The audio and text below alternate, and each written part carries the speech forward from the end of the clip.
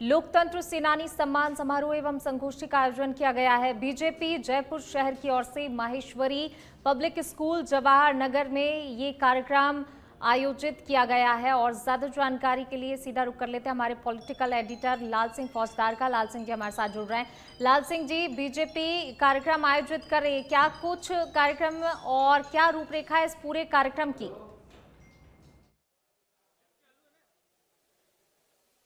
देखिए, बिल्कुल पूनम, इस पूरे कार्यक्रम को भारतीय जनता पार्टी संविधान की हत्या दिवस के रूप में पूरे देश भर में मना रही है। फिलहाल ये कार्यक्रम यहाँ जो सेनानी उनका सम्मान किया जाए। मेरे साथ लाइव जुड़े हैं कालीचंद सर्राफ, मुझसे बात कर रहे हैं। कालीचंद जी, 50 साल हो गए उसको और आपकी पार्टी कह रही है वो एक काला दिवस था, संविधान की हत्या। पार्टी नहीं कह रही, जब हिंदुस्तान की जनता इस बात को जानती है कि 1975 के उस 25 जून को नहीं भूल सकते जब संविधान की हत्या करके अपनी कुर्सी को बचाने के लिए इंदिरा गांधी ने आपातकाल लगाया था और सारे विपक्षी नेताओं को जेल में डाल दिया, प्रेस की सेंसरशिप लागू कर दी, कोई अपनी बात कह नहीं सकता था, लोकतंत्र की हत्या कर दी। और उसी का परिणाम है कि जब 1980 में चुनाव हुए तो उसमें इंदिरा गांधी को बुरी तरह हारना पड़ा। और आज हम 50 साल बाद यहाँ भारतीय जनता पार्टी की ओर से लोकतंत्र सेनानी सम्मान समारोह, जो जेल में गए थे उस समय, उनका सम्मान करने के लिए आज भारतीय जनता पार्टी ने पहल की है। और आपातकाल में क्या क्या कष्ट लोगों ने सहे, इसके बारे में यहाँ संगोष्ठी का आयोजन है। निश्चित रूप से सीएम साहब पधारेंगे और वो सारी बातें बताएंगे। लेकिन विपक्षी जो पार्टी है वो कह रही है संविधान तो आज खतरे में है, लोकतंत्र को आज खतरा है। वो संविधान की पुस्तक लेकर जाते हैं और दिखाते हैं कि संविधान बदल देंगे आप लोग, संविधान खतरे में है। उनको और क्या करना चाहिए? विपक्ष में है तो उनको ये काम करना ही चाहिए। यानी वो अपनी बात भूल जाते हैं कि क्योंकि उनको तो इस बात का अनुभव है कि, और अब जो संविधान में जिस प्रकार से जब जनता पार्टी की सरकार बनी और उस समय जो संशोधन हुए, उससे अब इमरजेंसी और भूत की बात हो गई। अब भविष्य में कभी हिंदुस्तान में अब इमरजेंसी नहीं लग सकती और संविधान की हत्या नहीं हो सकती। पर कांग्रेस में, जैसा मैंने कहा, जब तक राहुल गांधी जी है, जब तक वो बेसिर पैर की बातें करते रहते हैं और हमें कोई खतरा नहीं है। जब तक राहुल गांधी कांग्रेस के नेता हैं, वो हमारे स्टार प्रचारक हैं। ये दिखाई सर्राफ, जिनका कहना है कि लगातार, मैं आपको अंदर की तस्वीर दिखा देता हूँ। मेरे से स्वतंत्रता सेनानी सम्मान समारोह, जो जिन्होंने उस समय आपातकाल को झेला था, उस समय की तस्वीर भी हम आपको दिखाएंगे। और तमाम, पहले मैं एक बार सहयोगी को, हरिशंकर त्यागी जी को बाहर की तस्वीर आपको दिखा देता हूँ। यहाँ कुछ ही देर में मुख्यमंत्री भजनलाल शर्मा पहुँचने वाले हैं, सिक्योरिटी उनकी पहुँच चुकी है। और ये पूरा कार्यक्रम जो सेनानी थे उस समय, जिनको प्रताड़ना दी गई थी, उनके सम्मान में आयोजित किया जा रहा है। इसके बाद संविधान हत्या दिवस मनाया जाएगा कॉन्स्टिट्यूशन क्लब में, जिसमें मुख्यमंत्री भजनलाल शर्मा शिरकत करेंगे और उसके बाद एक चाकसू में कार्यक्रम रहेगा।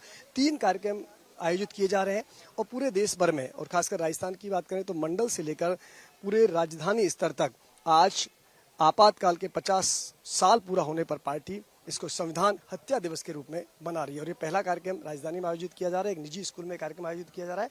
तमाम कार्यकर्ताओं का पहुंचने का सिलसिला जारी है, नेताओं का पहुंचने का सिलसिला जारी है। कुछ ही देर में पार्टी के प्रदेश अध्यक्ष मदन राठौर और सीएम भजनलाल शर्मा कार्यक्रम में पहुंचने वाले हैं। जी बिल्कुल जी, शुक्रिया आपका। एक बार फिर से आपका रुख करेंगे लाल सिंह जी उन तमाम तस्वीरों को एक बार फिर से साझा करने के लिए। थोड़ी ही देर में मुख्यमंत्री भजनलाल शर्मा भी वहां पर पहुंचेंगे। चलिए बढ़ेंगे आगे। खबर सीकर से है, जहां बाबा श्याम के एक भक्त ने उन्हें चांदी से बना एक मुकुट और कुंडल भेंट किया है। भक्त ने बाबा श्याम से खेती में तरक्की की मनोकामना की थी, जिसके पूरे होने के बाद खाटू श्याम जी को ये चढ़ावा चढ़ाया है। किसान राम शंकर विश्नोई ने बताया कि अगर बाबा ने इस साल की तरह अगली साल भी खेती में तरक्की की तो वह अगले साल उनके लिए सोने का कवच और कुंडल लेकर जाएंगे। शंकर विश्नोई ने बताया कि खेती में तरक्की होने के बाद उन्होंने गांव में किराना की दुकान खोली है, उसमें अच्छी तरक्की हो रही है। तो देखिए, खेती में तरक्की की मनोकामना पूरी हुई और इसलिए भक्त ने चांदी का मुकुट और कुंडल बाबा श्याम को भेंट किए हैं। और इसी के साथ ये भी कहा है कि अगर और भी इसी तरीके से उन्हें तरक्की भविष्य में मिलती है तो अगले साल वो जो है तरक्की होने पर सोने का मुकुट लेकर जाएंगे दर में। चलिए बढ़ेंगे आगे। चूरू में आपातकाल लगाए जाने के 50 साल पूरे होने पर 42 लोकतंत्र सेनानियों का शॉल उड़ाकर और उनके चरण स्पर्श कर सम्मान किया गया। इस दौरान पंचायती राज मंत्री मदन दिलावर भी वहां पर मौजूद रहे, जहां दिलावर बोले कि लोकतंत्र सेनानी परम पूजनीय और प्रातः स्मरणीय हैं। इन्होंने संघर्ष ना किया होता, यातनाएं ना झेली होती तो आज भारत में लोकतंत्र जिंदा नहीं होता।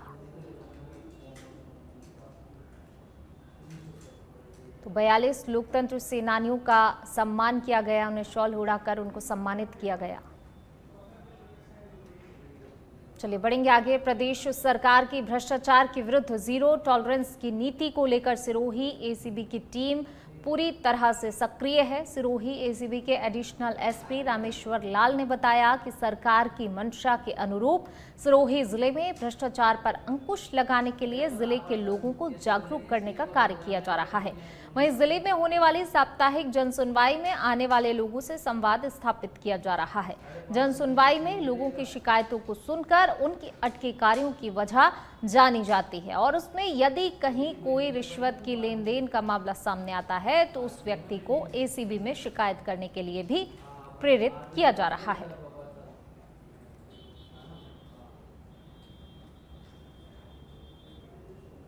देखिए, भ्रष्टाचार निरोधक ब्यूरो सरकार की जीरो टॉलरेंस, भ्रष्टाचार के प्रति जीरो टॉलरेंस की नीति पे काम करता है। इसी उद्देश्य को लेकर एक राज्य स्तर पर टोल फ्री नंबर है 1064 1064, उस पर कोई भी परिवादी ऑनलाइन शिकायत कर सकता है और वो शिकायत पुलिस मुख्यालय से हमारे पास आती है। हम उसको वेरिफिकेशन करते हैं और आगे जैसी भी स्थिति बनती है उसके अकॉर्डिंग हम उसमें कार्रवाई करते हैं।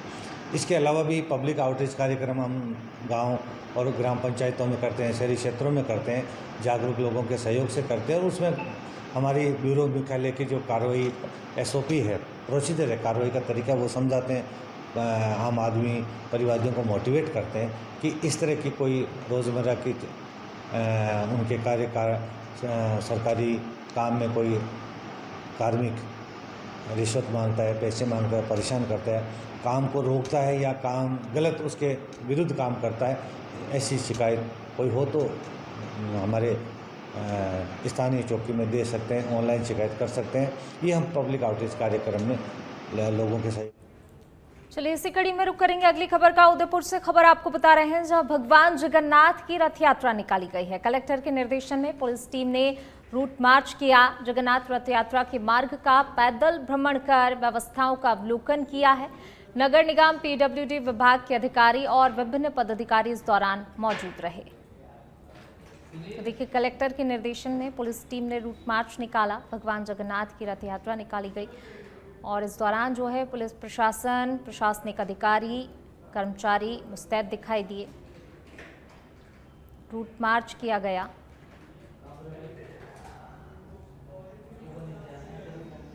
भीलवाड़ा में अवैध ब्लास्टिंग मामले पर जिंदल कंपनी के लाइजनिंग हेड एसपी सिन्हा ने कहा कि भारी मात्रा में एक्सप्लोसिव कोई घर में रखने की चीज नहीं है। सरकारी नियमों के तहत ही चयनित मात्रा में बारूद का इस्तेमाल होता है।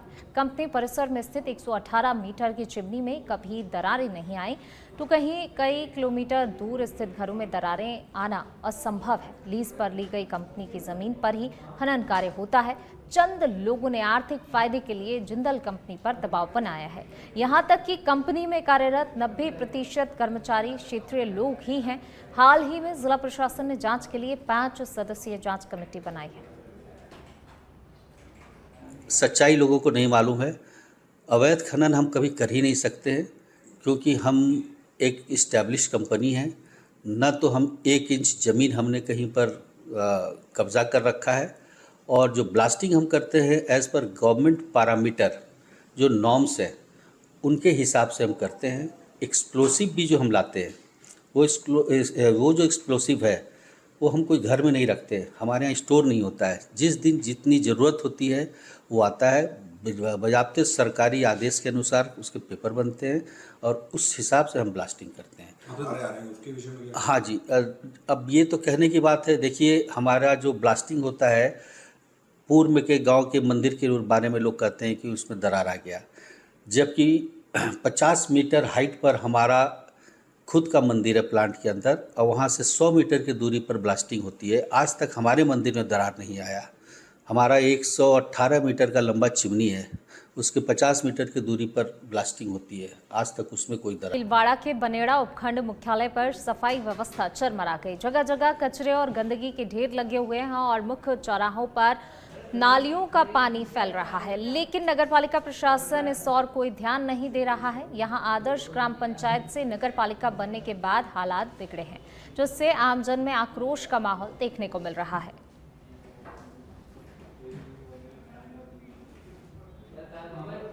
बढ़ेंगे आगे, बात सीकर की करेंगे, जहां लक्ष्मणगढ़ इलाके में मानसून की पहली बारिश ने नगरपालिका प्रशासन की पोल खोलकर रख दी है। बारिश के बाद लक्ष्मणगढ़ एसडीएम कार्यालय, न्यायालय और तहसील कार्यालय के सामने पानी जमा हो गया, जिससे लोगों को भारी परेशानियों का सामना करना पड़ा। तो देखिए, मानसून की पहली बारिश ने प्रशासन की पोल खोलकर रख दी। किस तरीके से लोगों को यहां पर परेशानियों का सामना करना पड़ रहा है, जल जमाव की स्थिति बनी हुई है।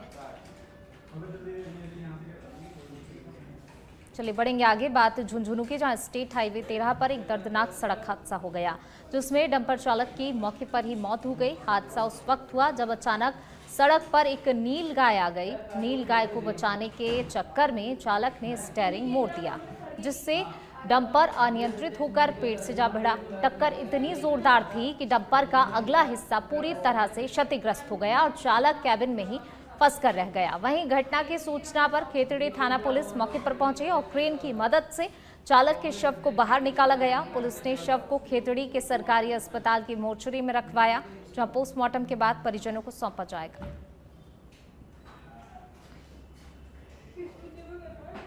पाली में तखतगढ़ नगरपालिका क्षेत्र से गुजरे नेशनल हाईवे 325 पर लोडिंग टेम्पो और बाइक की जोरदार भिड़ंत हो गई।